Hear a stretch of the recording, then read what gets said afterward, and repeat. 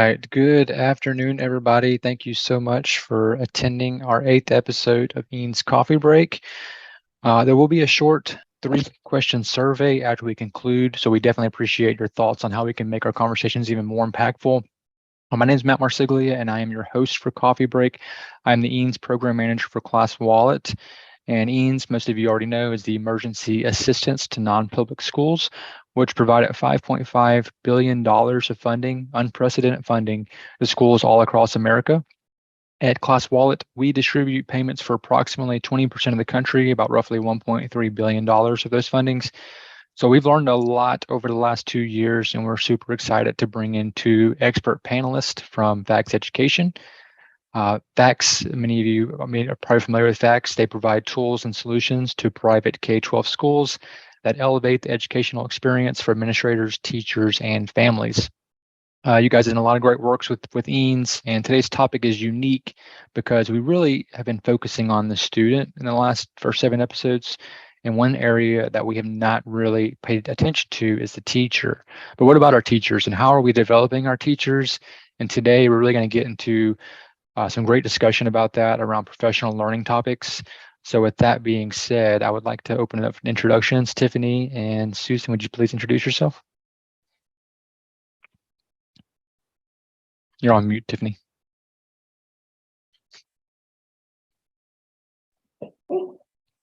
Thanks, Matt. Thanks so much for having us today. My name is Tiffany Wilbur. I am the National Director for Educator Services for FACS Ed. I started my career in the classroom, and my professional journey has always tied me back to education. So educational publishing, corporate training, and K-12, obviously. So very happy to be here. Awesome. Thanks, Tiff. I am Susan Abeline. I'm the National Director for Coaching and Academic Services.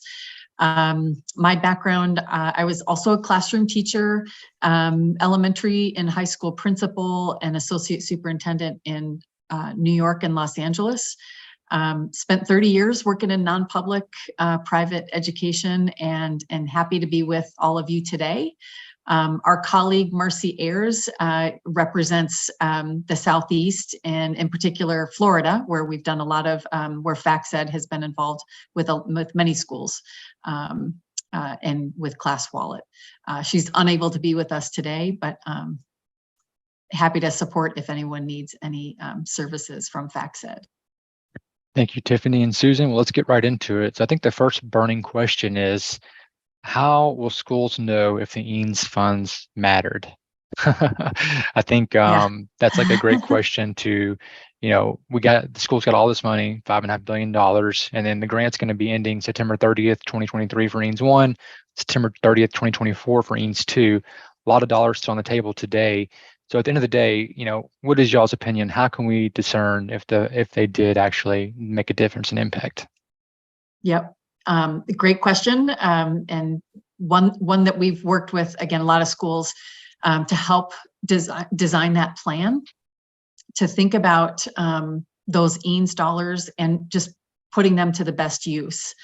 So this image on this screen really speaks to kind of how can you use your EANS dollars for those immediate needs of students. And what we've seen a lot of is those interventionists that have been working inside the classroom to support students. We've seen tutoring, in-class supports for differentiation. So interventionists pulling out small groups. Really the blessing of EANS is that it really can be applied to every single student. It's unlike title services, which are reserved for those students who have a gap to close, that are, usually below the 40th percentile. With EANS, what we know is the pandemic impacted every kid, so if you were an A student, you might be a B student now because of COVID, so one way to think about, did EANS matter is your kids. The second one is, what's the lasting impact? What are you using your dollars for to ensure that your teachers and your school leaders are prepared and can take the benefit of EANS post post EANS. So what kind of investments in teacher training, in leadership training, can you use your EANS dollars for? And so our advice is to not be reactionary, to kind of take a minute. Summer is a perfect time to do that. For, as a former school principal, right? That was the time when I was doing my planning for next school year. So to take a time out, slow down, look at my data, really figure out where my teachers are at, where my students are at, and develop that plan. And with that plan, there's a lot of new shiny things out there, and it could be the right fit for your school. But it may be that it's those core instructional practices, those trauma-informed practices, that really, if we invest in those now, they will have not only an impact on the kids now, but actually on teaching and learning long after the EANS funding has ended. And great answer, Susan. So going back into learning more about the professional learning topics that are so important for the development of the teachers, especially given the challenges you just faced, the students are facing that you just addressed. Professional learning is an area for teachers to work on things that will help them help their students. And so when it comes to what you guys see in the field, because you're working every day with principals, what are the top 3 professional learning topics that you've seen schools invest in for their teachers to help close those gaps in learning loss? So I'll take that one. And as you can see on the screen, we've broken these apart. The top and most remarkable increase in requests that we've seen throughout EANS and even after the pandemic has been that request for social emotional wellness and trauma-informed instruction. And these sessions are sessions that impact everyone, right? Everyone in the school community, from the leaders to the teachers to the students to the families. And those sessions, we all know from brain-based learning research that wellness plays a major impact on achievement and performance. So that is, again, true for everyone in the school community. So we are doing a lot of sessions in those areas. Now, once you have some of that wellness taking place in your schools, we're looking at those gaps with literacy and math, and then how to engage every learner in your classroom. So differentiation, how to assess, how to accommodate for those different learners in your classrooms. So really kind of getting back to the core of teaching and skill-based learning, and how, again, to differentiate the classroom to reach and teach all students. Thanks, Tiffany. Did you have anything, Susan, you wanted to add to that? We're good. I don't. I was Yeah. just going to ask Tiffany to maybe talk a little bit more too about kind of the process that we're seeing schools use to kind of develop that PD plan. Absolutely. Yeah. Yep. Absolutely. Go ahead, Tiff.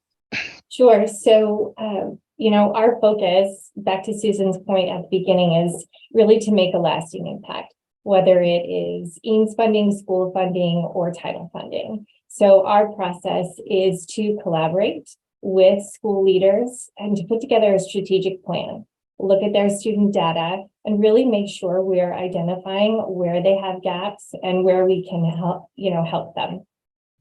We do a lot of preparation. We have great subject matter experts who work with the schools, again, to look at those needs and put together a plan that is customized so that the students, the teachers feel value in the work that they're doing.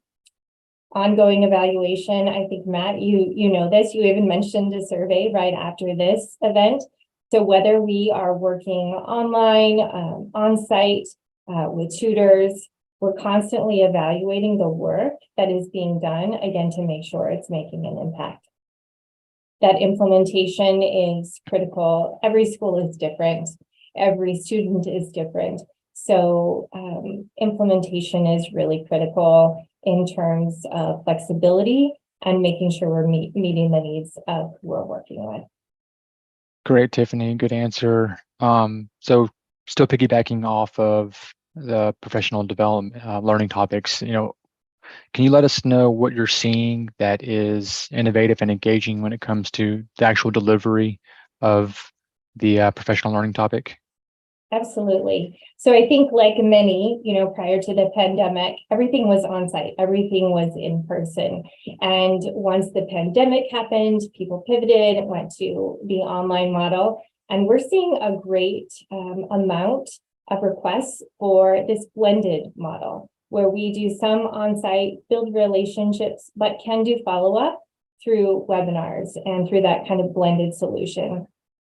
Another thing that's really important to us is what we call pop-up PD. There is research that shows that anything less than 14 hours of training and development in a specific topic has no impact on teaching and learning. So again, strategically planning with teachers and leaders to have a minimum of 15 hours in a content area is really critical. So to keep that consistent communication going, whether it is an online session or an on-site session, we do pop-up PD with subject matter experts in between sessions so that teachers get that one-on-one individual support. They can brainstorm with those experts. In terms of implementation, they can say, okay, I tried these strategies that we talked about in our on-site session. These worked, these didn't, I need help.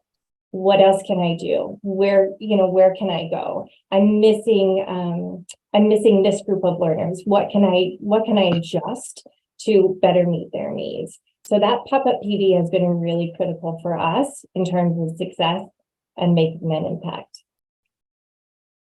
Excellent, excellent. So one thing, we will talk about next is coaching of teachers. And I'm curious how many schools out there even have a plan to coach teachers. I know we do a lot of coaching with students, but coaching with teachers seems to be a bit overlooked in the industry, and I'm curious, what are your thoughts on, some of the top coaching activities that you recommend?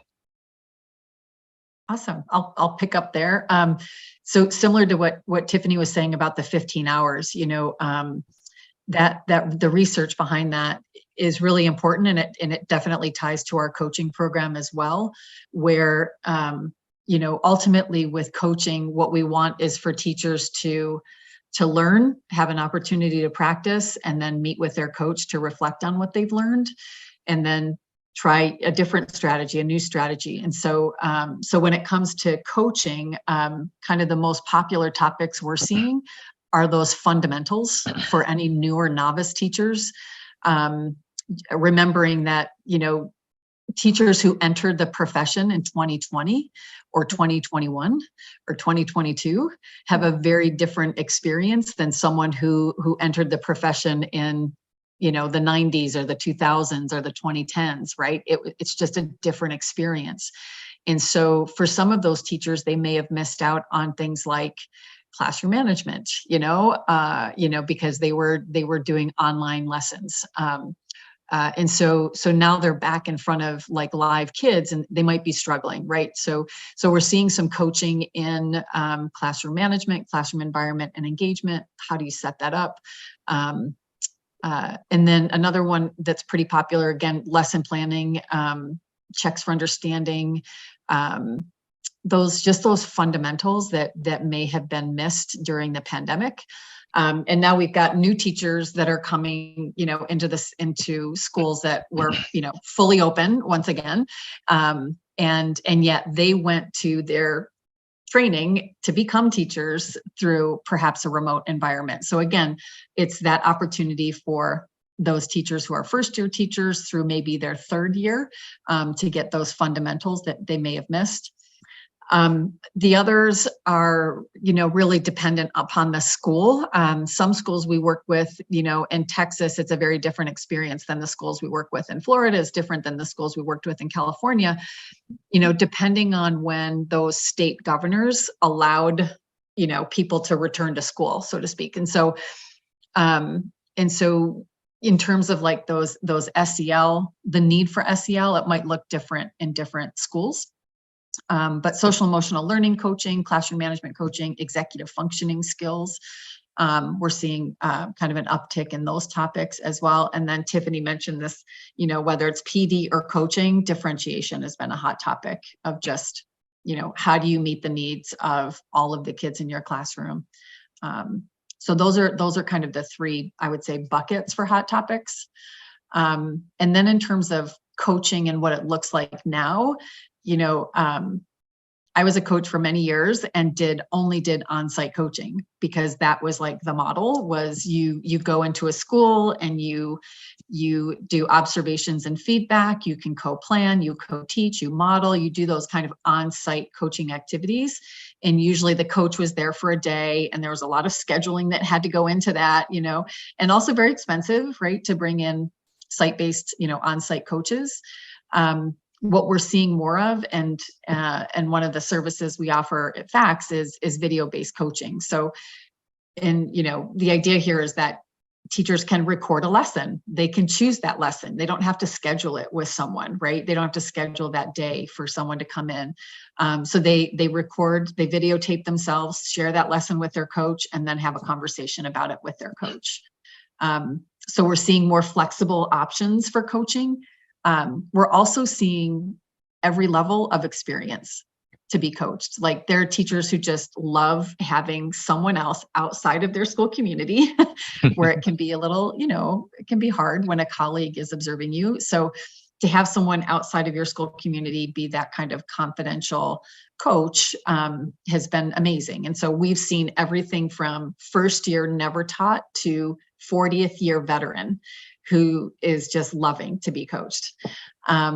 And then lastly, what I will just say as a piece of advice, and those of you on the call who you're in the seat, so it, is if a teacher doesn't want to be coached, they shouldn't be coached. And there's research to back that up. Like, if mandated coaching, we know does not work. And so really for coaching, it's got to be something where either the teacher says, I would love a coach, or, a principal or vice principal kind of throws out the opportunity and says, who wants to be coached?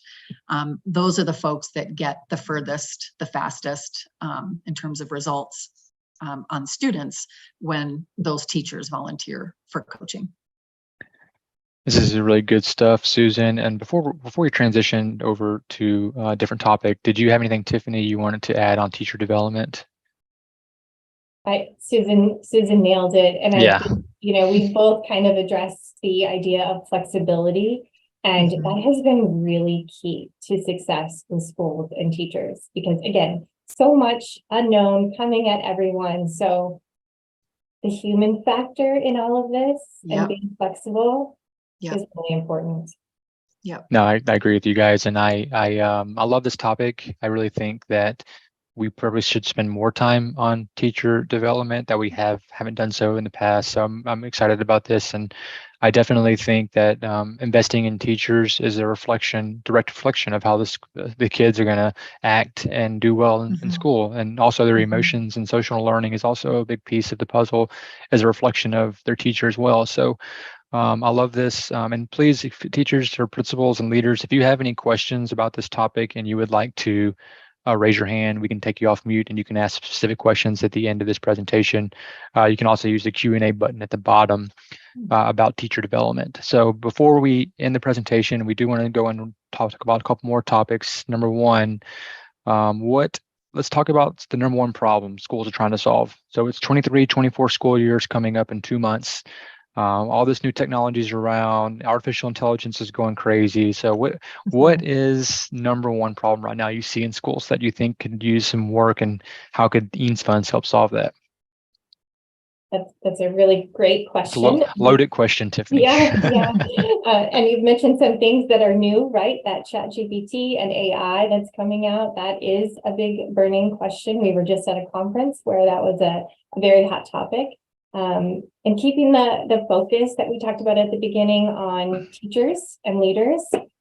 What's real right now is teacher burnout and retention across the country, right? Countrywide. Real major challenges. And so we've talked a lot internally and with our partners, and teaching is a labor of love. It's a lot of work. In the past few years, obviously put additional demands and requirements on everyone in the school community, things we couldn't have ever imagined. So our goal is to help leaders and teachers refocus. Let's get back to the joy of teaching. Why did you become a teacher? Where is your passion for learning, and helping students? That's why you entered into this profession. So we really want to help refocus, get back to that joy in education, and envelop everyone. Susan and I talked about this yesterday, from school administrators to the front office staff, right? Everyone in your school community, create that culture of joy in learning. Good answer, Tiffany. And Susan, did you want to add anything on? Yeah, I mean, I couldn't agree more. It's just, we know as leaders, we're responsible for setting that vision for our schools. And I mean, I can't tell you how many superintendents I've talked to who are just exhausted, themselves of trying to kind of lead their own systems of schools, and school principals who are so exhausted. And I think everyone, people are tired, but at the same time, we've got to get out of that space and get into that headspace of what Tiffany said, is like tap into that first year principal excitement, that first year teacher excitement, that just that desire to make an impact on a kid's life and a teacher's life, and just kind of like make a personal recommitment to that joy and your community. And I know that there are lots of people who are already doing that. So, but I would say the extent to which, as you go back into that 23-24 school year, like, what are you doing to kick it off on that high, and kind of set the tone for the school year? Very nice. Well, again, great information for all these school leaders to hear. And last question of the day before we open it up to questions from the audience. And we're going to just go into a little bit of just FYI information regarding science and reading and phonics instruction. I know it's a big topic for schools. And so there's been a number of articles published in the last year. So do you have any suggestions? And I see here, there they are. You guys want to talk about some of the suggestions? I was too quick on my click here. It's been pretty incredible, actually. As much, like you mentioned, Matt, too, like AI is such a hot topic, right now. And it seems like the hot topics are coming in hot. It's like there's just one thing after the next that's hitting us. But the thing is, with science of reading, it's honestly, it's not a new topic, but it is something that has become very popular. And I think it's really, again, the result of the pandemic, where you had 3-year-olds, 4-year-olds, 5-year-olds, 6-year-olds, 7-year-olds who were in March of 2020, when we had to shut our doors and go to remote, their early literacy was disrupted. And again, I know there are amazing schools out there who did incredible things to make sure that kids stayed, on grade level or, on track with their skill development. But we know that there's a lot of gaps, right? There's a lot of gaps when it comes to literacy and how critical literacy is to the future, of a child, right? And so, generally speaking, we would say K-2 is you learn to read, and then 3-12, you're reading to learn. So if you're struggling in that K-2, or if you missed out on the key skills development in terms of literacy, you've got gaps to fill. And so in terms of resources, I just want to highlight the University of Oregon has an amazing program called ECRI. I have a link to an article here, and I know Matt's going to get the PDF of this presentation out to the folks that are on here. It just has the article is current, and so it's a kind of speaks to the ECRI program and the benefits of their model. And then UFly is also another out of the University of Florida, is their literacy institute and their resources. These are the University of Florida resources are free and online, and I'll do a screen share of some of the resources that are there. But I guess the biggest takeaway I would say is for school leaders who are going to, think of that segmented approach to how are you going to know if EANS mattered? When you think about maybe investing in professional development for your teachers, particularly pre-K through second grade, maybe even third grade, and then closing gaps for any fourth or fifth graders who are still behind in terms of their foundational literacy skills, is it's got to be systematic, explicit phonics instruction. And that never hurt anybody. Systematic phonics instruction doesn't, that notion of like kind of a drill and kill for literacy instruction, it doesn't hurt anybody. And it can help any student, particularly students who are from poverty, where their gaps tend to be larger. And so if you can invest in training, phonics training for your teachers, that to me is kind of like a gift that will keep on giving long after EANS is over, to have them have that training.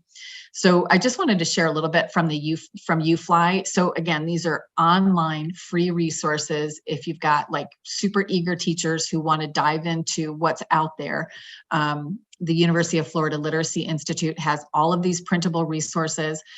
You can see the other tools in the toolbox there are in that orange box. But essentially what the teachers will get is that structured literacy lesson.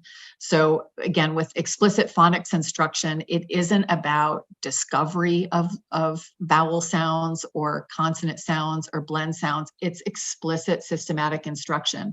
And so they provide, teachers with this kind of step-by-step explicit systematic process. And it also has to be multisensory. So it's not just audiological, but it's also writing it, playing in sand, manipulating letters. It's both decoding and encoding of words. And so there are tons of great resources on the UFly website.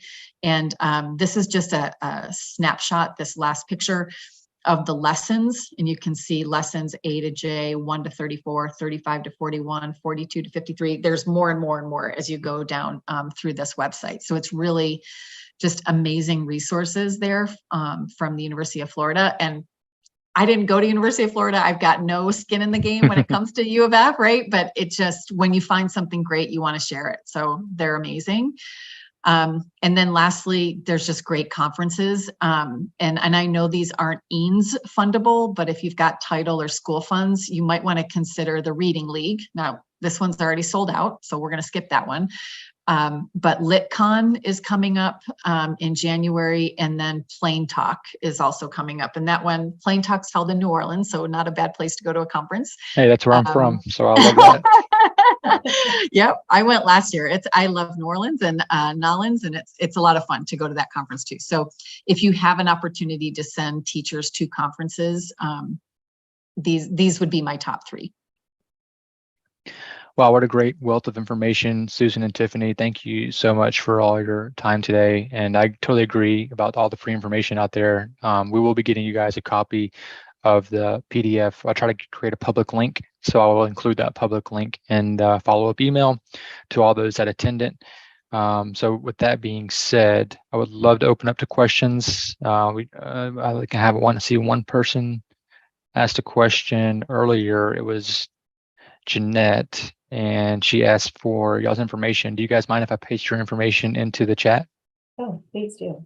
Okay, Yeah, so no Jeanette problem. wants to get in contact with you guys. If you guys have any information, I'm sending this in the chat to Tiffany or Susan. Please feel free to email them for coaching information, or really anything we talked about on today's webinar. They can certainly get you in the right direction, or if they need to get you to Marcy, who can also help you out as well. And let's see, does anybody else have any other questions?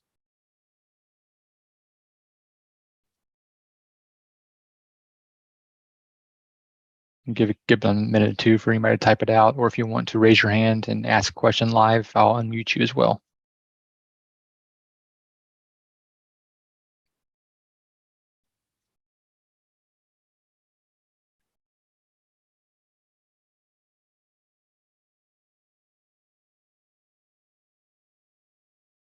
All right, got a quiet group today, so I think you guys did such a good job with the information. It's very clear and it's very clear on the direction they need to go. But once again, Susan, Tiffany, we really thank you guys for being part of our coffee break series. And again, for the folks on the call, there's a short survey. It would take you like a minute to fill out. We appreciate any feedback you can give us on the content and what you would like to see in the future. But again, we got about a year and 4 months left before these funds expire. So get to spending and let us know if you have any questions. Thank you, ladies, for being part of the presentation. Thanks, Matt. Thanks, All right. Matt. Bye, everybody. Bye-bye.